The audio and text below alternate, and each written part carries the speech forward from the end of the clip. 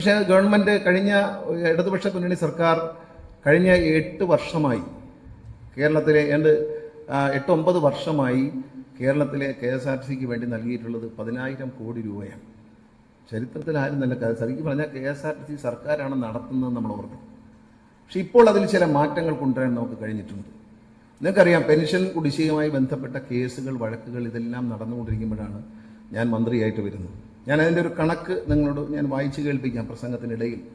മാധ്യമങ്ങളും അത് കേൾക്കേണ്ടതാണ്. കാരണം KSRTCയിൽ ഒരു മാറ്റത്തിൻ്റെ കാലഘട്ടമാണ്. KSRTC ഇപ്പോൾ പൊങ്ങിയാൽ പൊങ്ങി, പിന്നെ ഇനി പൊങ്ങില്ല. ഇപ്പോൾ KSRTC ജീവനക്കാരുടെ ഭാഗത്തു നിന്നുണ്ടാകുന്ന സഹകരണം, തൊഴിലാളി സംഘടനകളുടെ ഭാഗത്തുനിന്നുള്ള സഹകരണമൊക്കെ വളരെ നന്ദിയോടെയാണ് ഞാൻ ഓർക്കുന്നത്. അന്നും ഞാൻ മന്ത്രിയായിരിക്കുമ്പോൾ എന്നോട് തൊഴിലാളി സംഘടനകൾ, അന്ന് പലരും ഇപ്പോഴും ചോദിക്കാറുണ്ട്, ഈ സമരക്കാരല്ലയോ അവർ കുഴപ്പമുണ്ടാകും. പക്ഷേ എന്നെ സംബന്ധിച്ച് KSRTC ജീവനക്കാരുടെ സംഘടനകൾ ഒരു ദുഷ്ടലാക്കോടെ നീങ്ങുന്നവരോ നമ്മളെ ബുദ്ധിമുട്ടിക്കുന്നവരോ ആണെന്ന് എനിക്ക് തോന്നിയിട്ടില്ല. അന്ന് തോന്നിയിട്ടില്ല, ഇതുവരെ ഇപ്പോൾ തോന്നിയിട്ടില്ല. നാളെ എങ്ങനെയാണെന്ന് എനിക്കറിഞ്ഞു. റഫറൻഡമൊക്കെ വരെയാണ്, അത് കഴിയുമ്പോഴേ അറിയാൻ പറ്റൂ എന്താണ് തനി നിറം എന്നുള്ള കാര്യം. പക്ഷേ സഹകരിച്ചാണ് പോകുന്നത്. കാരണം ഞാൻ കഴിയുന്നത് മെച്ചപ്പെടുത്താൻ ശ്രമിക്കുന്ന ഒരാളാണ്. KSRTCയുടെ ഒരു കണക്ക്, ചുമ്മാ ഒരു റഫ് കണക്ക് നോക്കിയാൽ ജനുവരി മാസം 1 മുതൽ 16 വരെയുള്ള കണക്കെടുത്താൽ നമുക്ക് 18 കോടി രൂപയുടെ നഷ്ടമാണ് ഓപ്പറേറ്റിംഗ് റവന്യൂവിൽ മാത്രമുള്ളത്. അതായത് വാടക ഇനത്തിലുള്ളതൊന്നും കൂട്ടുന്നില്ല. എങ്കിലും നിങ്ങൾ ചിന്തിക്കേണ്ട കാര്യമുണ്ട്. ഞാൻ മന്ത്രിയായി വരുമ്പോഴുള്ള ദിവസമുള്ള കണക്ക് എന്തെങ്കിലും ഉണ്ട്. അതിൽ 2 കോടി മുതൽ 1,80,00,000 രൂപ വരെയാണ് ഒരു ദിവസത്തെ KSRTCയുടെ നഷ്ടം. 3.25 മുതൽ 2 കോടി വരെ ഒരു ദിവസ നഷ്ടം ഉണ്ടായിരുന്നു. ഇന്ന് അത് കുറയും. അപ്പോൾ അങ്ങനെ വരുമ്പോൾ ശരാശരി നമ്മൾ കണക്ക് കൂട്ടി ഞങ്ങൾക്ക് ഒരു 50 കോടി 60 കോടി 55 കോടി 60 കോടി രൂപ ഒരു മാസം KSRTC നഷ്ടം വരുമായിരുന്നു. പക്ഷേ ഇന്ന് അത് കുറഞ്ഞ് 48-46 കോടിയായി മാറി എന്ന് പറയുമ്പോൾ KSRTCയുടെ നഷ്ടം കുറഞ്ഞു തുടങ്ങിയെന്നാണ് അർത്ഥം. അല്ല, അത് ലാഭമല്ല, നഷ്ടം കുറയുകയാണ്. ഈ നഷ്ടം കുറയിലൂടെയാണ് നമ്മൾ ലാഭത്തിലേക്ക് നീങ്ങുന്നത്. ഏതാണ്ട് കഴിഞ്ഞ മാസം 4 ദിവസത്തോളം KSRTC ലാഭത്തിലേക്ക് കടന്നു വന്നത് ദൈനംദിന പ്രവർത്തന ലാഭമാണ്. മാത്രമല്ല, നമുക്ക് ഈ മറ്റ് വരുമാനങ്ങൾ ലഭിക്കാനുണ്ട്. നമുക്കറിയാം, ഈ വാടക ഇനത്തിൽ, പരസ്യം ഇനത്തിൽ, ഇതൊക്കെ കഴിഞ്ഞ 2-3 വർഷമായി കിട്ടാതെ കിടക്കുകയാണ്. ഒരു പരസ്യ കമ്പനിക്കാരൻ മാത്രം നമുക്ക് തരേണ്ടിയിരുന്നത് 42 കോടി രൂപയാണ്. ആ 42 കോടി രൂപ പല കാരണങ്ങളാൽ അയാളെ പരസ്യം ചെയ്യാൻ സമ്മതിക്കാത്തതുകൊണ്ട് നമുക്ക് കിട്ടാതെ പോയി. 42 കോടി രൂപയാണ് എൻ്റെ കണക്കാണ്. പക്ഷേ ഫൈനാൻസ് ഡിപ്പാർട്ട്മെന്റ് KSRTCയുടെ സർക്കാരിലെ അഡീഷണൽ സെക്രട്ടറിയുടെ കണക്കനുസരിച്ച് 46 കോടി രൂപ നഷ്ടപ്പെട്ടു എന്നാണ് പറയുന്നത്. എങ്കിലും ഒരു 43 കോടി രൂപ നമുക്ക് നഷ്ടപ്പെട്ടു. ആ കോൺട്രാക്ട് എന്താണ് കാരണമെന്ന് ചോദിച്ചാൽ ഒന്നുമില്ല. അയാളെ നാളെ മുതൽ വരണ്ട എന്ന് പറയാം. നാളെ മുതൽ നിനക്ക് ഇതിനകത്ത് പ്രവേശനമില്ല. എഗ്രിമെന്റ് പോലും ഇടാതെ അയാളോട് പണി തുടങ്ങിക്കൊള്ളാൻ പറയുന്നു. 1 വർഷത്തെ പണം അയാൾ അടയ്ക്കുന്നു. 2-ാം വർഷം പണം അടയ്ക്കാൻ ചെയ്യുമ്പോൾ പണം അടയ്ക്കേണ്ട, നീ ഇങ്ങോട്ട് കയറിയും വേണ്ട, എഗ്രിമെന്റ് ഇടല്ല എന്ന് പറയുന്നു. അപ്പോൾ ആ ആൾ തന്നെ കണ്ടിന്യൂ, അയാൾ കേസിന് പോകും. ചുരുക്കം പറഞ്ഞാൽ ആ കാലഘട്ടത്തിൽ ആർക്കും തന്നെ പരസ്യം കൊടുക്കാൻ കഴിഞ്ഞില്ല. ആ നഷ്ടം എന്ന് പറയുന്നത് എത്ര വലിയ നഷ്ടം. ഇതൊക്കെ KSRTC കിട്ടേണ്ടതാണ്. ഇത് കിട്ടുമ്പോൾ നിങ്ങൾക്ക് എന്താണ് പറയുന്നത് വെച്ചാൽ, ഞാനൊരു കാര്യം പറയാം. ഞാൻ പെൻഷൻകാരോട് പണ്ടും 2001 ഞാൻ മന്ത്രിയായി വരുമ്പോൾ നിങ്ങൾക്കറിയാം, അന്നത്തെ പെൻഷനേഴ്സിന് അറിയാം, അന്ന് മന്ത്ലി പെൻഷൻ പോലും കിട്ടാതെ കിടക്കുന്ന കാലഘട്ടമാണ്. അന്നും ഇത് കൊടുത്തു തുടങ്ങിയവൻ ഞാനായിരുന്നു. ഇപ്പോഴും ഇത് കൊടുക്കുന്നു വളരെ സന്തോഷത്തോടെ. ഇനിയും നിങ്ങളുടെ ആനുകൂല്യങ്ങൾ നമ്മൾ പറയുന്ന ഒരു കണക്ക് നിങ്ങളുടെ കയ്യിലുമുണ്ട്. KSRTCയിൽ പെൻഷൻ 2025 ജനുവരിയിൽ ആകെ പെൻഷൻകാരുടെ എണ്ണം 41,964. അതിൽ ഫാമിലി പെൻഷൻകാരുടെ എണ്ണം 14,813. സർവീസ് പെൻഷൻകാരുടെ എണ്ണം 26,234. എക്സ്ഗ്രേഷ്യ പെൻഷൻ വാങ്ങുന്നവരുടെ എണ്ണം 917. ഡിസംബർ മാസത്തെ കണക്കനുസരിച്ച് KSRTCയുടെ റോളിലെ ജീവനക്കാരുടെ എണ്ണം 23,775. ഇന്നലെ നിയമസഭയിൽ പ്രതിപക്ഷ നേതാവ് പറഞ്ഞ് 22,000 ആയി. അല്ല, 23,775 ജീവനക്കാരാണ്. ആകെ ശമ്പളം വാങ്ങുന്ന ജീവനക്കാരുടെ എണ്ണം 22,270. മറ്റുള്ളവർ പുറത്തു നിൽക്കുന്നവരും വിദേശത്ത് പോയവരും ലീവ് എടുത്തവരും ഒക്കെയാണ്. അതുപോലെ തന്നെയാണ് ഞാൻ കഴിഞ്ഞ ജനുവരിയിലാണ് ചുമതല ഏറ്റെടുക്കുന്നത്. ആ സമയത്ത് 2022 ജനുവരിയിൽ വിരമിച്ച ജീവനക്കാർക്ക് 2023 ഡിസംബർ 23 2022 ജനുവരിയിൽ വിരമിച്ച ജീവനക്കാർക്ക് death come retirement, DCRG, CVP, PF എന്നിവയിൽ കുടിശ്ശികയുണ്ടായിരുന്നു. ഈ ഇനത്തിൽ പെൻഷൻ നടപടിക്രമങ്ങൾ പെൻഷൻ കിട്ടാതെയായി. ഇപ്പം നിങ്ങൾ മനസ്സിലാക്കട്ടെ, 2022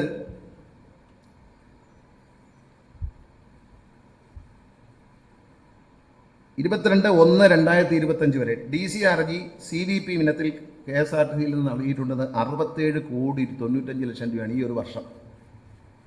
അത്രയും പൈസ നമ്മൾ കുടിശ്ശിക തീർത്തിട്ടുണ്ട്. അതുപോലെ PF-ന്റെ ക്ലോഷറിൽ 14.77 കോടി രൂപ അടച്ചിട്ടുണ്ട്. ഇതൊക്കെ KSRTCക്ക് വലിയ ലാഭം ഉണ്ടായിട്ടല്ല, കിട്ടുന്ന പൈസ പെൻഷൻകാരെയും ജീവനക്കാരെയും കൂടി പരിഗണിച്ചുകൊണ്ട് ഒരു പ്രത്യേക രീതിയിൽ അതിൻ്റെ സാമ്പത്തിക മാനേജ്മെൻറ്റ് നടത്തിയിട്ടാണ്. ഇപ്പോൾ സാമ്പത്തിക മാനേജ്മെൻറ്റ് നടത്തുന്ന ഞാൻ തന്നെയാണ്. എവിടെ കൊടുക്കണം, എവിടെ കൊടുക്കണ്ട, എങ്ങനെ കൊടുക്കണം. നമുക്ക് വണ്ടി വാങ്ങാൻ കഴിയുന്നില്ല. പക്ഷേ വണ്ടി വാങ്ങാൻ കഴിയാത്തപ്പോഴും ഉള്ള വണ്ടി തട്ടിമുട്ടി ഓടിച്ചുകൊണ്ട് നിങ്ങളുടെയൊക്കെ പ്രശ്നങ്ങൾക്ക് പരിഹാരം കാണാൻ ശ്രമിച്ചിട്ടുണ്ട് ഞാൻ. 2023 മാർച്ച് നിലവിൽ വിരമിച്ച ജീവനക്കാർക്കുള്ള കുടിശ്ശിക ഉണ്ടായിരുന്ന DCRGയും കമ്മ്യൂട്ടഡ് വാല്യൂ ഓഫ് പെൻഷൻ CVPയും 2023 ഫെബ്രുവരി വരെ കൊടുത്തു തീർത്തിട്ടുണ്ട്. ഇപ്പോൾ ഇവിടെ നിൽക്കുമ്പോൾ 2023 മാർച്ചിലേക്ക് അത് കടന്നിട്ടുണ്ട്. അപ്പോൾ മാർച്ച് ഏപ്രിൽ മെയ് മാസങ്ങളിൽ പെൻഷൻകാരെ എണ്ണം കൂടുതലായി. അപ്പോൾ ഈ മാർച്ച് ഏപ്രിൽ മെയ് മാസം പെൻഷൻ കൊടുത്തു കഴിഞ്ഞാൽ പിന്നെ ഇത് റോക്കറ്റിന്റെ വേഗത്തിൽ 2024 കടക്കും. അപ്പോൾ ഒരു 3-4 മാസം കൊണ്ട് നമുക്ക് 2024 വരെ ഇത് ക്ലിയർ ചെയ്യാൻ കഴിയും എന്നാണ് പ്രതീക്ഷിക്കുന്നത്. പ്രതിമാസ പെൻഷൻ ഡിസംബർ വരെയുള്ള കൊടുത്തതിന് ശേഷം ഇപ്പോൾ കൊടുക്കാൻ തടസ്സമായി നിൽക്കുന്നത് നമ്മുടെ ബില്ല് കൃത്യമായി KSRTC കേരള ബാങ്ക് കൺസോർഷ്യം, സഹകരണ ബാങ്കുകളുടെ കൺസോർഷ്യത്തിന് കൊടുത്തിട്ടുണ്ട്. ജനുവരിയിലെ പെൻഷനാണ് വരാനുള്ളത്. അത് ഉടൻ വരും. കാരണം അതിൻ്റെ എല്ലാ പേപ്പറുകളും റെഡി ആയിട്ടുണ്ട്. KSRTC ഇത് കൊടുക്കുവാനുള്ള ഉത്തരവ് ഗവൺമെൻറ് ഇറക്കിയിട്ടുണ്ട്. അപ്പോൾ ധനകാര്യ വകുപ്പിൽ നിന്ന് നമ്മൾ കോപ്പറേറ്റീവ് ബാങ്കുകളുമായിട്ടുള്ള കൺസോർഷ്യത്തിൻ്റെ എഗ്രിമെൻറ്റ് കണ്ടിന്യൂ ചെയ്ത് പോകാനായിട്ട് തീരുമാനമെടുത്തിട്ടുണ്ട്. അതിൻ്റെ ബില്ല് അവർക്ക് സമർപ്പിച്ചിട്ടുണ്ട്. ഉടൻ തന്നെ കേരള ബാങ്കിന് അനുവദിക്കുന്നതോടുകൂടി നമ്മുടെ പെൻഷൻ വീണ്ടും ജനുവരിയിലത്തെ പെൻഷൻ തൊട്ട് കൃത്യമായി നിങ്ങൾക്ക് വന്നു തുടങ്ങും. അപ്പം അതിനെപ്പറ്റി ഒരു ആശങ്ക വേണ്ട. കാരണം എന്താ പറയുക, മന്ത്രി എന്ന നിലയിൽ സർവീസിലുള്ളവരെ മാത്രമല്ല പെൻഷൻകാരെയും വളരെ കാര്യമായിട്ട് തന്നെ ഞാൻ ശ്രദ്ധിക്കുന്നുണ്ട്. അപ്പോൾ ഈ പെൻഷൻകാരുടെ ഒരു സമരം അടുത്ത കാലത്തുണ്ട്. ഇദ്ദേഹം ആ ചർച്ചയിൽ പങ്കെടുത്ത് ഞങ്ങൾ ഒരുമിച്ചിരുന്നപ്പോൾ പറഞ്ഞു, ഒരു പെൻഷൻ അനോമലി പറയുന്നുണ്ട്. അത് ബഹുമാനപ്പെട്ട മുഖ്യമന്ത്രിയാണ്. ഇപ്പോൾ KSRTC ഒരു മന്ത്രി എന്ന നിലയിൽ പെൻഷൻ അസോസിയേഷൻ പറയുന്ന 8 കോടി രൂപയുടെ അധിക ചെലവുള്ളൂ എന്നാണ്. പക്ഷേ കഴിഞ്ഞ CMD ശ്രീ ബിജു പ്രഭാകരൻ നടത്തിയ ഒരു പഠനത്തിൽ അദ്ദേഹം 18.5 കോടി രൂപയാണ് അദ്ദേഹം കാണുന്നത്. അപ്പോൾ ഇത് പഠിക്കാൻ വേണ്ടി, കൃത്യമായ പഠനം നടത്താൻ വേണ്ടി KSRTCയിലെ ഫൈനാൻഷ്യൽ ഓഫീസറോടും CMDയോടും മറ്റ് ചില ഉദ്യോഗസ്ഥരെയും കൂടി ഒരു കമ്മിറ്റി വെച്ച് ഞാൻ കൊടുത്തിരിക്കുകയാണ്. ഇത് പഠിച്ചു വന്നതിന് ശേഷം ഈ കണക്ക് കൃത്യമായി ബഹുമാനപ്പെട്ട മുഖ്യമന്ത്രിയെ ധരിപ്പിക്കും. കാരണം ഞാനൊരു മന്ത്രി എന്ന നിലയിൽ 8 കോടി രൂപയുടെ അല്ലെങ്കിൽ 18 കോടി രൂപയുടെ പ്രഖ്യാപനം നടത്താൻ പ്രാപ്തനല്ല. കാരണം KSRTC നടക്കുന്നത് തന്നെ മുഖ്യമന്ത്രിയുടെ നേരിട്ടുള്ള ഇടപെടലിൽ. ശ്രീ പിണറായി വിജയൻ മുഖ്യമന്ത്രി ആയതിനു ശേഷം അദ്ദേഹത്തിൻ്റെ നേരിട്ടുള്ള ഇടപെടലിൽ തൊഴിലാളികളോടുള്ള താല്പര്യം പരിഗണിച്ചുകൊണ്ട് KSRTC നിലനിർത്തി പോവുകയാണ്. ഇനിയിപ്പോൾ KSRTCയിൽ മാറ്റങ്ങൾ വരും. KSRTCയിൽ പുതിയ ബസ്സുകൾ വാങ്ങാൻ സർക്കാർ 63 കോടി രൂപ അനുവദിച്ചിട്ടുണ്ട്. ആ ബസ്സുകൾക്കുള്ള ഓർഡർ നമ്മൾ അയച്ചിട്ടുണ്ട്. എല്ലാ കാര്യങ്ങളും നമ്മൾ വിമർശനങ്ങൾ നേരിട്ട പല കാര്യങ്ങളും ഓർക്കണം. നവകേരള ബസ് കേരളത്തിൽ ഏറ്റവും കൂടുതൽ വിമർശനം കേട്ട ഒരു ബസ്സാണ്. ആ ബസ്സിന് ആവശ്യം കഴിഞ്ഞ് രണ്ടാമത് വന്നപ്പോഴും അത് നഷ്ടത്തിലാണെന്നുള്ള വിമർശനവും അതിന് തകരാറാണെന്നൊക്കെ പറഞ്ഞു. പക്ഷേ അത് മുഴുവൻ അഴിച്ചു പിടിച്ച് ഞാൻ മാറ്റി. അതിൻ്റെ ലിഫ്റ്റെല്ലാം എടുത്ത് കളഞ്ഞു, ടോയ്ലറ്റെല്ലാം ചെറുതാക്കി, സീറ്റുകളുടെ എണ്ണം കൂട്ടി. നമ്മൾ സന്തോഷത്തോടെ പറയട്ടെ, KSRTCയിലെ ബസ്സുകളിൽ കോഴിക്കോട് നിന്ന് ബാംഗ്ലൂർ എടുക്കുന്ന നവകേരള ബസ് ഒരു ദിവസം KSRTC 27,000 മുതൽ 28,000 രൂപ വരെ ലാഭം, എല്ലാ ചെലവും പോയിട്ട് ലാഭം ഉണ്ടാക്കി തരുന്ന സ്ഥിതിയിലേക്ക് നമുക്ക് മാറ്റാൻ കഴിയും.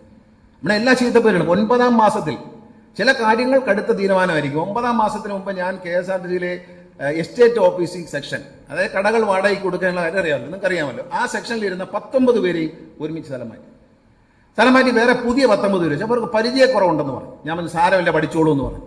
അതിൻ്റെ ഒരു കണക്ക് ഞാൻ പറയാം. 9ാം മാസം മുതൽ 12ാം മാസം വരെ ഈ പുതിയ സെക്ഷനിലെ ആൾക്കാർ വന്നതിന് ശേഷം കേരളത്തിലെ കടകൾ വാടകയ്ക്ക് കൊടുത്ത വകയിൽ മാത്രം 1,20,00,000 രൂപയോളം അധിക വരുമാനം നേടുവാൻ KSRTC കഴിഞ്ഞിട്ടുണ്ട്. അത് ചെറിയ കാര്യമല്ല. ഒരു മാസം 1,20,00,000 രൂപയാണ്. ഇതുപോലെ കേരളത്തിലെ ബസ് സ്റ്റേഷനുകൾ നിങ്ങൾ കണ്ടുപഠിക്കാം. മൂവാറ്റുപുഴ ബസ് സ്റ്റേഷൻ പണിയില്ല, നമ്പർ ഇട്ടിട്ടില്ല.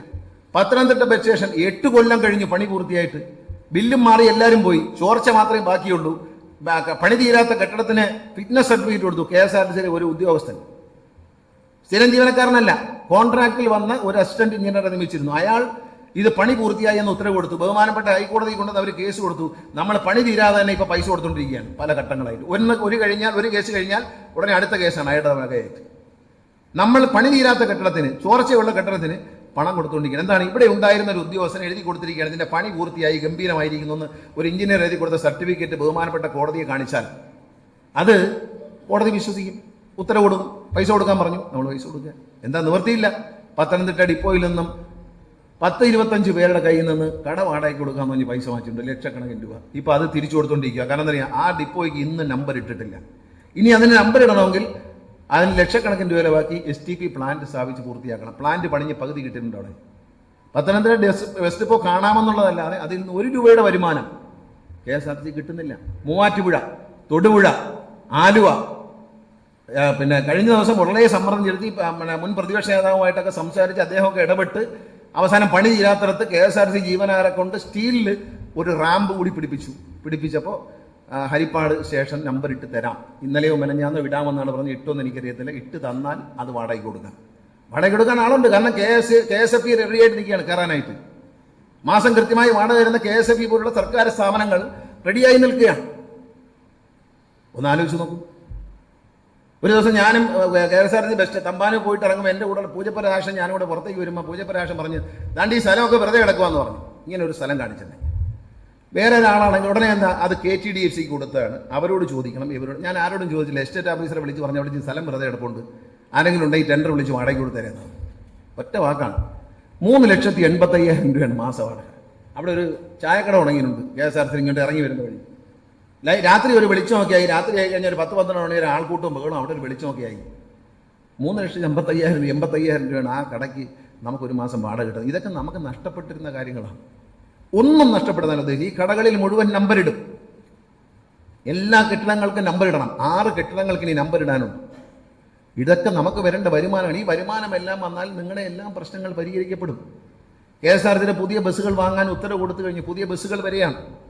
മറ്റൊരു പരിഷ്കാരം കൂടി ഇനി പരിഹരിക്കാൻ പോകണം. കാരണം സാധാരണക്കാരായ ജനങ്ങൾക്ക് AC-യിൽ യാത്ര ചെയ്യാനുള്ള സൗകര്യം ഉണ്ടാക്കാൻ വേണ്ടി സൂപ്പർ ഫാസ്റ്റുകളിൽ കുറച്ച് വണ്ടികളെ ഹൈബ്രിഡ് AC ആക്കാൻ കഴിയുമോ എന്ന് പരീക്ഷിക്കാൻ പോവുകയാണ്. അപ്പം നിലവിൽ ഓടുന്ന സൂപ്പർ ഫാസ്റ്റ് തന്നെ ഇതിനെ ഒരു പുതിയ ടെക്നോളജിയാണ്. കാരണം നമ്മൾ മറ്റേ സാധാരണ AC വെച്ച് കഴിഞ്ഞാൽ ചിലവും കൂടും, നമുക്ക് ഡീസലും കുറയും, മൈലേജ് കുറയും.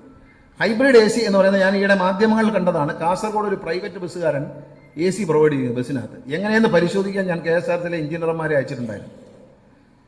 അത് ബാറ്ററിയിൽ നിന്ന് കറണ്ടിന് പിന്നെ ഇതിന് പകരം കംപ്രസറിന് പകരം ഒരു പിന്നെ ഇതും കൂടെ വയ്ക്കും, ഒരു പിന്നെ ഓൾട്ടർനേറ്റീവ് ഡൈനാമിക് കൂടെ വയ്ക്കും. വെച്ചിട്ട് അതിൽ നിന്ന് വൈദ്യുതി ഉൽപ്പാദിപ്പിച്ച് ഒരു 4-5 ബാറ്ററി അധികം വയ്ക്കും. ഈ ബാറ്ററിയിൽ വരുന്ന കറണ്ടിനെ AC ആയിട്ട് DC കറണ്ടിനെ AC ആയിട്ട് കൺവേർട്ട് ചെയ്തിട്ട് എയർ കണ്ടീഷൻ റൺ ചെയ്യാൻ കഴിഞ്ഞാൽ ഒരു 6 ലക്ഷം രൂപയ്ക്ക് ഒരു ബസ്സിനെ എയർ കണ്ടീഷൻ ചെയ്യാൻ കഴിയും എന്നാണ് പ്രതീക്ഷിക്കുന്നത്.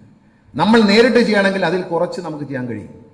അപ്പം നമ്മുടെ എഞ്ചിനീയർമാരെ പഠിക്കാൻ വിട്ടിരിക്കുകയാണ്. പഠിച്ച് വന്നു കഴിഞ്ഞാൽ അവർ 1-2 വണ്ടികൾ വെളിയിൽ കൊടുത്ത് ചെയ്തിട്ട് അത് തീർച്ചയായിട്ടും നമ്മൾ ചെയ്യാൻ കഴിഞ്ഞാൽ ഒരു 4 ലക്ഷം വിലങ്ങുമ്പോൾ ഒരു സൂപ്പർ ഫാസ്റ്റ് AC ആയി മാറിയാൽ കേരളത്തിൽ ഒരു 10-25-30 സൂപ്പർ ഫാസ്റ്റ് എടുത്ത് നല്ല വണ്ടികളെടുത്ത് അങ്ങ് AC ആക്കും. സാധാരണക്കാരന് ഇപ്പോൾ കൊടുക്കുന്ന തുകയ്ക്ക് AC-യിൽ യാത്ര ചെയ്യാൻ കഴിയാവുന്ന ഒരു സംസ്കാരം, പുതിയൊരു യാത്രാ സംസ്കാരം ഉണ്ടാക്കാൻ കഴിയുമോ എന്ന് ഞാൻ പരീക്ഷിച്ചുകൊണ്ടിരിക്കുകയാണ്.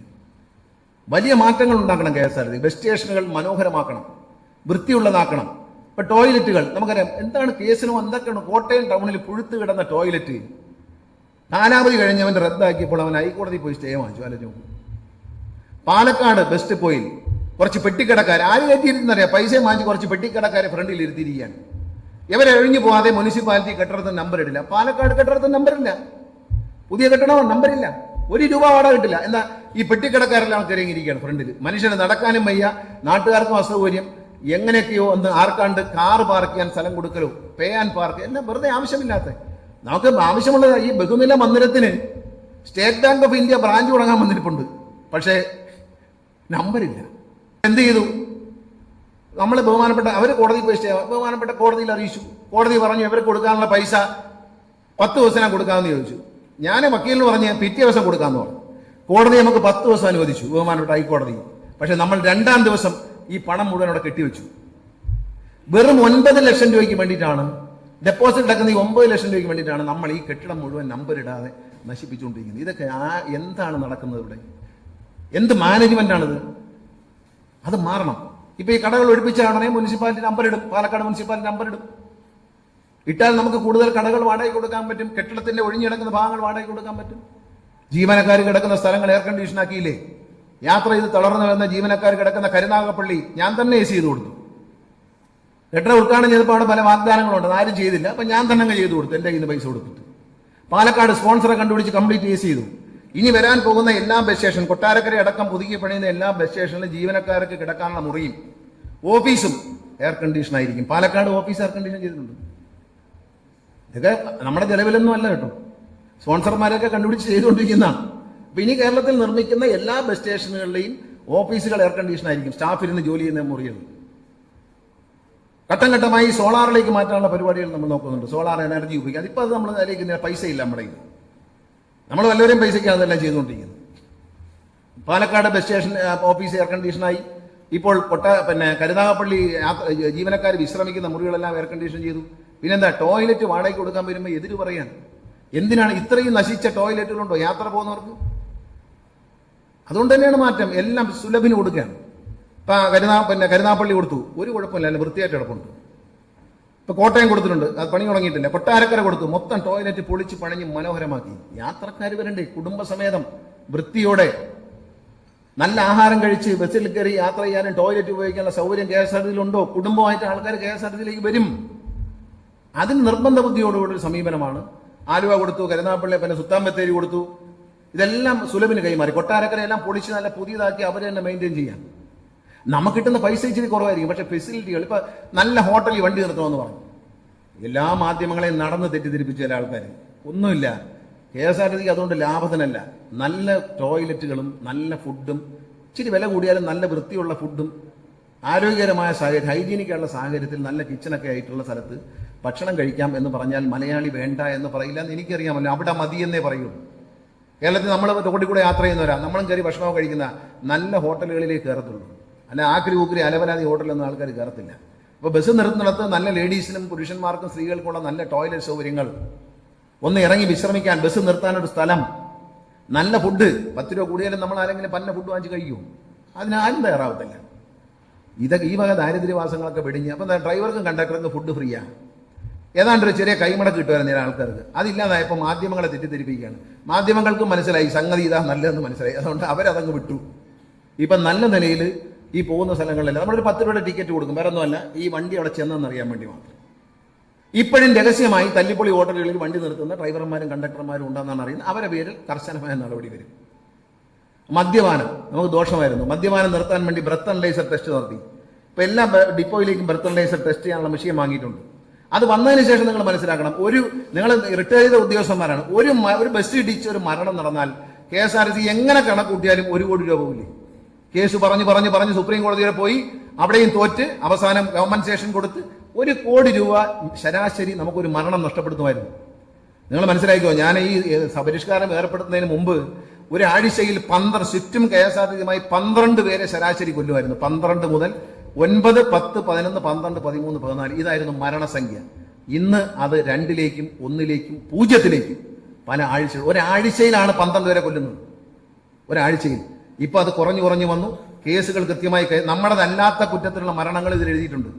നമ്മുടെ കുറ്റം കൊണ്ടല്ലാത്ത മരണങ്ങൾ പോലീസിനെ ബോധ്യപ്പെടുത്താനും FIR ഇടുമ്പോൾ തന്നെ KSRTC അതിൽ നിന്ന് ഒഴിവാക്കാനുള്ള നടപടികൾ വളരെ കർശനമായി സ്വീകരിക്കുകയാണ്. ഇതൊക്കെ നമ്മൾ ചെയ്തു പോകുന്ന പരിഷ്കാരങ്ങളാണ്. ഈ പരിഷ്കാരങ്ങളിൽ നിന്ന് കിട്ടുന്ന ആനുകൂല്യങ്ങൾ, ബെനിഫിറ്റുകളെല്ലാം ജീവനക്കാർക്കും റിട്ടയർഡ് ചെയ്ത ഉദ്യോഗസ്ഥർക്കും തൊഴിലാളികൾക്കും നൽകും എന്നൊരു സംശയമില്ല. ഈ ഗവൺമെന്റ് നിങ്ങൾക്ക് തരാനുള്ള എല്ലാ കടബാധ്യതകളും തീർക്കും. ഞാൻ പറഞ്ഞല്ലോ, പെൻഷനുമായി ബന്ധപ്പെട്ട അരിയേഴ്സിനെ കുറിച്ചൊക്കെ പറഞ്ഞു. അത് ചർച്ച ചെയ്യാൻ ബഹുമാനപ്പെട്ട മുഖ്യമന്ത്രി എന്നോട് സംസാരിച്ചു. അദ്ദേഹത്തെ നേരിട്ട് ഞാൻ സംസാരിച്ചപ്പോൾ അദ്ദേഹത്തോട് പറഞ്ഞു, ഒരു കണക്കെടുക്കുകയാണ്, കണക്കെടുത്തിട്ട് ഞാൻ വരാം എന്ന് പറയുമ്പോൾ അദ്ദേഹം പറഞ്ഞു, ആ കണക്കെടുത്ത് കൊണ്ടുവരും, അപ്പോഴും നമുക്ക് നോക്കാം എന്ന് പറഞ്ഞു. സർക്കാരിന്റെ സാമ്പത്തിക സ്ഥിതി കൂടി നമ്മൾ പരിശോധിക്കണം. അല്ലെങ്കിൽ സർക്കാരാണ് തരേണ്ടത്, KSRTC അല്ല. ഞാൻ ദീർഘിപ്പിക്കുന്നില്ല. ഇങ്ങനെ ചടങ്ങിൽ എന്നെ വിളിച്ചതിൽ സന്തോഷമുണ്ട്. ഞാനിതെല്ലാം പറയാൻ കാര്യം, നിങ്ങൾ ഇവിടെ ജോലി ചെയ്തിരുന്ന ഉദ്യോഗസ്ഥരാണ്. നിങ്ങൾക്ക് തീർച്ചയായിട്ടും ഞാൻ പറഞ്ഞ കാര്യങ്ങൾ വളരെ വ്യക്തമായി മനസ്സിലാകും. ഇതെങ്ങനെ പച്ച പിടിപ്പിക്കാൻ പോകുന്നുവെന്ന് ഞാൻ നിങ്ങളോട് പറയേണ്ട ബാധ്യത എനിക്കുണ്ട്. ഒരുപക്ഷെ വെളിയിൽ നിൽക്കുന്ന ഒരാളിന് ഞാൻ ഈ പറഞ്ഞ കാര്യങ്ങൾ മനസ്സിലാവില്ല. നിങ്ങൾ സർവീസ് ചെയ്യുന്ന കാലം തൊട്ട് നിങ്ങൾ പറഞ്ഞത് മാക്സിമം കടകൾ വാടകയ്ക്ക് കൊടുക്കണം, അതിൽ നിന്ന് കിട്ട പണം KSRTCക്ക് നേടിയെടുക്കണം. ഇതാണ് ട്രേഡ് യൂണിയൻസും പറയുന്നത്. അത് മാത്രമേ ഞാൻ ചെയ്യുന്നുള്ളൂ. വരുമാനം വർദ്ധിപ്പിക്കാനുള്ള ഇത്തരം കാര്യങ്ങൾ വളരെ എങ്ങനെയൊക്കെ വരുമാനം വർദ്ധിക്കും. പരസ്യം എല്ലാം ഇപ്പോൾ ടെൻഡർ ചെയ്തിരിക്കുകയാണ്. പരസ്യത്തിലൊക്കെ നിങ്ങൾക്കറിയാം, പരസ്യം കൊടുത്തു കഴിഞ്ഞാൽ അവൻ കേസ് പറഞ്ഞ് നമ്മളെ വലയ്ക്കുകയാണ്. ഇപ്രാവശ്യം പറഞ്ഞിട്ടുണ്ട്, കേരളത്തിനായി നേരത്തെ സാമ്പത്തിക ബാധ്യതയുള്ളവരോ KSRTCയുമായി സ്ഥിരമായി ലിറ്റിഗേഷൻ നടത്തിയിട്ടുള്ള ഒരാളെയും ടെൻഡറിൽ തന്നെ പങ്കെടുക്കാൻ പാടില്ല എന്ന് പറഞ്ഞു. കാരണം നമുക്കിനി കേസ് പറയാൻ വയ്യ. നമ്മളെല്ലാം കള്ളക്കേസുകൾ കൊടുത്ത് നമ്മളെല്ലാം തടഞ്ഞിടുകയാണ്. കോട്ടയത്ത് ബസ് സ്റ്റേഷനിലെ ടോയ്ലറ്റ് സുലഭന് കൊടുക്കുന്ന സ്റ്റേ വാങ്ങിച്ചിട്ടു. കോടതി അറിയിച്ചപ്പോൾ കോടതി പറഞ്ഞ് എടുത്ത് ഊരെ കളയാൻ പറഞ്ഞു. എടുത്ത് അവരെ ഇളക്കി വെളി വിട്ടു, വെക്കാൻ പറഞ്ഞു. നമ്മളെ ദ്രോഹിക്കുന്ന കാര്യങ്ങൾ ബഹുമാനപ്പെട്ട കോടതിയെ ബോധ്യപ്പെടുത്താൻ പോലും നമുക്ക് കഴിയുന്നില്ല. അത് വളരെ മോശമായ കാര്യമാണ്. കോടതിയിൽ ഇപ്പോൾ കൃത്യമായി ഞാൻ തന്നെ നേരിട്ട് വക്കീലന്മാരെ സംസാരിച്ചിട്ടാണ് കേസ് കോടതിയിൽ കൈകാര്യം ചെയ്യുന്നത്. അതുകൊണ്ട് ബഹുമാനപ്പെട്ട കോടതിക്ക് കൃത്യമായ കാര്യങ്ങൾ മനസ്സിലാകുന്നു. ഒരു സ്റ്റേ കൊടുത്താൽ പോലും ഒരാഴ്ചക്കുള്ളിൽ അത് വെക്കേറ്റ് ചെയ്ത് കോടതിയിൽ നമ്മളെ സഹായിക്കുക. കാരണം നമ്മുടെ ഭാഗത്ത് ന്യായമുണ്ട്. ഇപ്പൊ കോട്ടയത്ത് എന്നിട്ട് സ്റ്റേ എടുത്ത് കളഞ്ഞു, കോടതി ഒഴിഞ്ഞു പോകാൻ പറഞ്ഞു. ഇപ്പൊ അത് സുലഭിന് കൈമാറി. അവർ പുതിയ ടോയ്ലറ്റ് പണിയാണ്. പഴയ കെട്ടിടം പൊളിച്ച് നല്ല വൃത്തിയാക്കി അതിനകം എല്ലാം ഓൾട്ടർ ചെയ്ത് പുതിയ കെട്ടിടം പണി. ഇതൊക്കെ ജനങ്ങൾക്ക് വേണ്ടിയിട്ടാണ്, യാത്രക്കാർക്ക് വേണ്ടിയിട്ടാണ്. യാത്രക്കാർ ഇതിലേക്ക് ധൈര്യത്തോടെ വരണം. സേഫ് ആയിട്ടുള്ള, സുഖകരമായിട്ടുള്ള, സുരക്ഷിതമായിട്ടുള്ള ഒരു യാത്ര KSRTC നൽകും എന്ന് തോന്നിയാൽ ആളുകൾ വരും. ഉത്തരവാദിത്തം വേണം. വണ്ടികളുടെ ക്യാൻസലേഷൻ ഇതൊക്കെ കുഴപ്പമാണ്. ബുക്ക് ചെയ്തിട്ട് എവിടെയെങ്കിലും കോളേജിൽ പിള്ളേരെ ബാംഗ്ലൂരിൽ പഠിപ്പിക്കാൻ വേണ്ടി വണ്ടിക്ക് ബുക്ക് ചെയ്തിട്ട് ചെല്ലുമ്പോൾ വണ്ടിയില്ല എന്ന് പറഞ്ഞാൽ മോശമല്ലേ? അഡ്മിഷൻ എടുക്കാൻ പോവുകയാണ്, സമയം പോയി, തട്ടിപ്പോയി, സാധനം തട്ടിപ്പോകും. അത് പാടില്ല. ഇനി ക്യാൻസലേഷൻ പരമാവധി കുറയ്ക്കുക എന്നുള്ളതാണ്. AC വണ്ടികളെല്ലാം ഷെഡിൽ പിടിച്ചല്ലോ, എല്ലാം പണിത് കുട്ടപ്പനാക്കിയിട്ട് ഇറക്കുന്നു. ബഡ്ജറ്റ് ടൂറിസം നേടുന്ന നേട്ടം ചില്ലറയല്ല. കേരളത്തിലെ ബഡ്ജറ്റ് ടൂറിസം നമുക്ക് വർദ്ധിച്ച 200-250% വർധന. വരുമാനത്തിൽ ബഡ്ജറ്റ് ടൂറിസത്തിൽ കഴിഞ്ഞ വർഷത്തേക്കാൾ ഈ വർഷം നേടിയിരിക്കുന്ന 183% ലാഭമാണ്, വർധനമാണ്. ലാഭത്തിലെ വർധന. നല്ല വണ്ടി ഇറങ്ങുന്നതോടി മാറും, മട്ടുമാറും. വണ്ടികൾ ഇപ്പോൾ ചെറപറാന്നിറങ്ങും. നമ്മൾ പ്രീമിയം സൂപ്പർ ഫാസ്റ്റ് എന്ന വണ്ടി തുടങ്ങി. ഒരു ദിവസം ശരാശരി വണ്ടിയുടെ ലാഭം 10,000 രൂപയാണ്. എല്ലാ ചെലവും പോയിട്ട് 10,000 രൂപയാണ്. ഈ സൂപ്പർ കാശ് പ്രീമിയം വണ്ടി പാലക്കാട് പോയി തൃശ്ശൂർ പോയി തിരിച്ചു വരുമ്പോൾ ശരാശരി 10,000 രൂപയാണ് ഈ വണ്ടി ലാഭം ഉണ്ടാക്കുന്നത്. നല്ല സൗകര്യങ്ങൾ കൊടുത്താൽ ജനങ്ങൾ അതിനെ തീർച്ചയായിട്ടും KSRTC ഉപേക്ഷിക്കില്ല. കൃത്യമായി പോകണം, കൃത്യമായി വരണം, വഴി കിടക്കരുത്. ഇക്കാര്യത്തിൽ ഇനി വിട്ടുവീഴ്ചയില്ല. നിങ്ങൾക്ക് പ്രതീക്ഷയ്ക്ക് വകയുണ്ട്. നമ്മളിതിനെ നിങ്ങളുടെ ഒരു സാഹസികവുമായിട്ടുള്ള ഒരു പിന്തുണയും സർവീസിലുള്ള ജീവനക്കാരുടെ അർപ്പണബോധത്തിലുള്ള പ്രവർത്തനവും നമുക്ക് പുരോഗതിയിലേക്ക് പോകാൻ കഴിയും. പാലക്കാട് സ്വിഫ്റ്റിലെ ഒരു ഡ്രൈവറുടെ മറുപടി എനിക്ക് ഇഷ്ടപ്പെട്ടു. അത് കേൾക്കണം. ഒരു തമാശ പറയാൻ വേണ്ടി പറയാം. തമാശയല്ല, ക്രൂരമായ ഒരു തമാശ. സ്വിഫ്റ്റിലെ ഡ്രൈവർ 2 സ്ത്രീകളെ വണ്ടി ഇടിച്ചു കൊന്നു പാലക്കാട്. അപ്പം ഞാൻ ആ വീഡിയോ കണ്ടു. വീഡിയോയിൽ ഈ ഡ്രൈവർ ബ്രേക്ക് എന്ന സ്ഥാനത്തിലേക്ക് തൊടുന്നില്ല. ഈ 2 സ്ത്രീകൾ വഴിയിൽ നിൽക്കുന്ന വെട്ടി ഒഴിക്കാൻ ശ്രമിക്കുന്ന ഒന്ന് ഞാൻ നേരെ അവരെ ഇടിച്ചു കൊന്നുകൊണ്ട് ഓടുകയാണ്. അയാളോട് ഞാൻ ചോദിച്ചു, എന്താണ് നിങ്ങൾ അങ്ങനെ ചെയ്തതെന്ന് ചോദിച്ചാൽ പറഞ്ഞു, 60 പേര് വണ്ടിക്കകത്തുണ്ടായിരുന്നു, 60 പേരെ ദൈവം രക്ഷിക്കണോ 2 പേരെ കൊല്ലണോ എന്ന് ഞാൻ ആലോചിച്ചപ്പം മറ്റേതാണ് നല്ലതെന്ന് തോന്നിയെന്നവന്. നല്ല ഡ്രൈവർ അല്ലേ, ഇത്ര നല്ല മനുഷ്യൻ. ഞാൻ പറഞ്ഞു, ഇയാൾക്ക് അങ്ങനെ തോന്നിയോ? എന്നാ പിന്നെ വീട്ടിൽ ഇരുന്ന് തോന്നിയാൽ മതി എന്ന് പറഞ്ഞു. കാരണം അവൻ പറയാണ്, 2 പേർ നടു നയിക്കുന്ന സ്ത്രീകൾ, ഈ 2 പേര് വട്ടം ചാടി, ഒന്ന് ഒഴിക്കാൻ നോക്കുന്നില്ല, ബ്രേക്ക് ചെയ്യുന്നില്ല. ക്യാമറയിൽ നമുക്ക് കാണാമല്ലോ, വണ്ടി ബ്രേക്ക് ചെയ്താൽ. ബ്രേക്ക് എന്ന സാധനത്തിൽ തൊട്ടോന്ന് ചോദിച്ചു, ഇല്ല എന്ന് പറഞ്ഞു. അപ്പൊ ഞാൻ എന്താ അങ്ങനെ തൊടാത്തതെന്ന് ചോദിച്ചാൽ പറഞ്ഞു, 60 പേരെ ജീവൻ രക്ഷിക്കണോ 2 പേരെ കൊല്ലണോ എന്ന് ആലോചിച്ചപ്പോൾ ഇത് മതി എന്ന് എനിക്ക്. അവൻ ഇത്രയും സെക്കൻഡ്സിനുള്ളിൽ അങ്ങേക്ക് ഇത്ര വലിയൊരു ചിന്തയ്ക്കുള്ള സമയം കിട്ടിയത് വലിയ അത്ഭുതം തന്നെ. വീട്ടിൽ ഇരുന്ന് കൂടുതൽ ആലോചിക്കുന്നത് നന്നായിരിക്കും എന്ന് പറഞ്ഞു. അല്ല, എന്തോ അവരോട് പറയുന്നത്. ഇങ്ങനെയൊക്കെ ചിന്തിക്കുന്ന ആളുകൾ നമുക്ക് നല്ലതോ ചീത്തയോ. ഒരു വണ്ടി തിരുവനന്തപുരത്ത് നിന്ന് ഒരു പ്രത്യേക ഡ്രൈവർ ഓടിക്കുമ്പോൾ തിരുനെൽവേലി പോയി വരുമ്പോൾ 20 ലിറ്റർ കൂടുതൽ കിട്ടുന്നു. ബാക്കി ചില മാന്യന്മാർ ഓടിക്കുമ്പോൾ വട്ടപൂജ്യം, ഇത് താഴെ കിടക്കും. ഇപ്പൊ സോഫ്റ്റ്വെയർ ഏർപ്പെടുത്തി. അതായത് ഒരു ഡ്രൈവർ എത്ര കിലോമീറ്റർ മൈലേജ് തരുന്നുണ്ട് എന്ന് കണ്ടുപിടിക്കാൻ വേണ്ടി, ഒരു വണ്ടി എത്ര മൈലേജ് തരുന്നുണ്ട് ഇത് മാറുന്നതനുസരിച്ച് അത് കണ്ടുപിടിച്ചതിന് ശേഷം KSRTCയിലെ സ്ഥിരം ജീവനക്കാരാണെങ്കിൽ അവരെ ഫ്യൂവൽ സേവിങ്ങിനുള്ള ട്രെയിനിങ്ങിന് അയക്കും. സ്വിഫ്റ്റിലെ അല്ലെങ്കിൽ KSRTC ബദലി ജീവനക്കാരാണെങ്കിൽ അവരെ ഒഴിവാക്കും സ്ഥിരമായി. അങ്ങനെ വരുമ്പോൾ അടുത്ത 3-4 ആഴ്ചയ്ക്കുള്ളിൽ തന്നെ KSRTC കോടിക്കണക്കിന് രൂപയുടെ ഇന്ധനം ലാഭിക്കാൻ തുടങ്ങും. അടുത്തൊരു മാസത്തിനുള്ളിൽ. അതോടെ ഈ നഷ്ടത്തിന്റെ ഒരു അകലമുണ്ടല്ലോ, വരവും ചെലവും തമ്മിലുള്ള അകലമുണ്ടല്ലോ, അത് വല്ലാതെ ഇങ്ങനെ കുറയും. ഒന്നുകൊണ്ടും ആശങ്കപ്പെടണ്ട. KSRTC മുന്നോട്ട് പോകും. നിങ്ങളുടെ പെൻഷൻ എല്ലാം കിട്ടും. എല്ലാ ആനുകൂല്യങ്ങളും സർക്കാർ ഒന്നും പിടിച്ചു വയ്ക്കില്ല. എല്ലാം തരാനുള്ള നടപടിയെടുക്കും എന്ന് നിങ്ങൾക്ക് മനസ്സിൽ സൂക്ഷിക്കാം. ഞാൻ മന്ത്രി ഉറപ്പ് തന്നു എന്ന് പ്രഖ്യാപിക്കില്ല. ഉറപ്പൊന്നും തരാനുള്ള കപ്പാസിറ്റി ഉള്ള ആളല്ല ഞാൻ. പക്ഷേ എങ്കിലും കിട്ടുമെന്ന് നിങ്ങൾക്കും എനിക്കും പ്രതീക്ഷിക്കാം. നമ്മളെ ഒരു ഉത്തരവാദിത്തം KSRTCയിലെ ചുമതല വഹിക്കുന്ന മന്ത്രി എന്ന നിലയിൽ പെൻഷൻകാരുടെ കാര്യത്തിലും മന്ത്രിക്ക് ഉത്തരവാദിത്തമുണ്ട് എന്ന് വിശ്വസിക്കുന്ന ആളാണ്. എന്നോട് പലരും പറയും പ്രൈവറ്റ് ബസ്സുകാരുടെ കാര്യത്തിലും എനിക്ക് ഉത്തരവാദിത്തമുണ്ട്, KSRTC ബസ്സിന്റെ കാര്യത്തിലും എനിക്ക് ഉത്തരവാദിത്തമുണ്ട്, പെൻഷൻകാരുടെ കാര്യത്തിലും എനിക്ക് ഉത്തരവാദിത്തമുണ്ട്, പെൻഷൻ അല്ലാതെ സർവീസ് ജോലി ചെയ്യുന്ന കാര്യത്തിലും എനിക്ക് ഉത്തരവാദിത്തമുണ്ട്. അതൊന്നും ഞാൻ ഒളിച്ചോടില്ല. ഇതെല്ലാവരെയും മുന്നിൽ കണ്ടുകൊണ്ട് തന്നെയാണ് മുന്നോട്ട് പോകുന്നത്. KSRTCക്ക് ഒരു ദോഷവും വരില്ല. ഒരു കണക്കുകൂടി ഞാൻ പറഞ്ഞ് എൻ്റെ പ്രസംഗം നിർത്താം. കേരളത്തിൽ 2001 ഞാൻ മന്ത്രിയായിരിക്കുമ്പോൾ 28,000 പ്രൈവറ്റ് ബസ് ഉണ്ടായിരുന്നു. KSRTCക്ക് 5,000 ബസ് ഉണ്ടായിരുന്നു. അതിൽ 3,500 മുതൽ 3,800 വണ്ടി ഓടിയിരുന്നു. അത് ഇന്നും ഓടുന്നു. ഇന്നും 5,000 വണ്ടിയേ ഉള്ളൂ. 5,050 വണ്ടിയെ കണ്ടേ ഉള്ളൂ. ഒരു വ്യത്യാസവും വന്നിട്ടില്ല. പക്ഷേ ഒരു വ്യത്യാസം വന്നു. ശമ്പളം കൊടുക്കുന്നതും പെൻഷൻ കൊടുക്കുന്നതും സർക്കാരായി മാറി. കേരളത്തിൽ ഉണ്ടായിരുന്ന പ്രൈവറ്റ് ബസ്സുകളുടെ എണ്ണം 27,000. അത് 2006 അത് 32,000 ആയി. പ്രൈവറ്റ് ബസ്സുകാർ തമ്മിലുള്ള മത്സരവും KSRTCയും പ്രൈവറ്റ് ബസ്സുകാരുടെ മത്സരം കൂടി കണക്കാക്കി ഇന്ന് 7000-ൽ താഴെ പോയിരിക്കുന്നു പ്രൈവറ്റ് ബസ്സുകളുടെ എണ്ണം. അതായത് ഒരു പ്രൈവറ്റ് ബസ് അവസാനിക്കുമ്പോൾ 1 ലക്ഷം രൂപ ഒരു വർഷം ടാക്സ് ഇനത്തിൽ നഷ്ടം വരുന്നു. ഒരു വണ്ടി അവസാനിക്കുന്നു. 3 പേർക്ക് തൊഴിൽ പോകുന്നു. പ്രൈവറ്റ് ബസ്സായിട്ട് സമരമൊന്നുമില്ല, അങ്ങ് പിരിഞ്ഞു പൊയ്ക്കുള്ളൂ. ഒന്ന് ആലോചിക്കണം, നമ്മൾ നന്നായില്ല, അവരും നന്നായില്ല. ഇതൊരു ഗവൺമെന്റിന്റെ സ്ട്രാറ്റജി അല്ല. എല്ലാവരും നന്നാവണം. പുതിയ നിക്ഷേപകർ വരണം, പുതിയ വണ്ടികൾ വരണം, യാത്രക്കാർക്ക് കൂടുതൽ സൗകര്യം കിട്ടണം. എല്ലാ കുഗ്രാമങ്ങളിലും വണ്ടി ഓടാനുള്ള നയം സർക്കാർ തീരുമാനിച്ചിട്ടുണ്ട്. അതിലൂടെ കേരളത്തിന്റെ കൊച്ചു ഗ്രാമങ്ങളിൽ പോലും, ഇടവഴികളിൽ പോലും, ജില്ലാ പഞ്ചായത്തുകളൊക്കെ നിർമ്മിച്ച ഇടവഴികളിൽ പോലും ബസ്സുകൾ ഓടുന്ന, KSRTC ബസ് എന്നല്ല ഞാൻ പറഞ്ഞത്, ബസ്സുകൾ ഓടുന്ന പൊതുഗതാഗതം ഉണ്ടാകുന്ന ഒരു സംവിധാനത്തിലേക്ക് നമ്മൾ അടിയന്തരമായി 1-2 മാസത്തിനുള്ളിൽ മാറും. എല്ലാവിധ നന്മകളും നേർന്നുകൊണ്ട് ഈ ചടങ്ങിൽ പങ്കെടുക്കാൻ എന്നെ ക്ഷണിച്ച നിങ്ങളുടെ ഏവരുമുള്ള നന്ദി അറിയിച്ചുകൊണ്ട് നിങ്ങൾക്കെല്ലാം ആരോഗ്യവും, റിട്ടയർ കഴിഞ്ഞാൽ പിന്നെ ആരോഗ്യവും ആയസും ദൈവം തരട്ടെ എന്ന് പ്രാർത്ഥിക്കുകയാണ്. കൂടുതൽ കാലം KSRTCയിലെ പെൻഷൻ വാങ്ങാൻ ഇടയാകട്ടെ എന്ന പ്രാർത്ഥനയോടുകൂടി ഉദ്ഘാടനം ചെയ്തതായി അറിയിക്കുന്നു. നന്ദി, നമസ്കാരം, ജയ് ഹിന്ദ്. ബഹുമാനപ്പെട്ട സിവിൽ സപ്ലൈസ് മന്ത്രിയും MLA-മാരും പുറകിൽ വരും. നിയമസഭയിലെ ചർച്ചകളിൽ പങ്കെടുക്കുന്നതുകൊണ്ടാണ് എന്നോട് സ്റ്റീഫൻ പ്രത്യേകം പറഞ്ഞു ഒന്ന് പറയണം എന്ന് പറഞ്ഞു. എല്ലാവരും എത്തിച്ചേരും.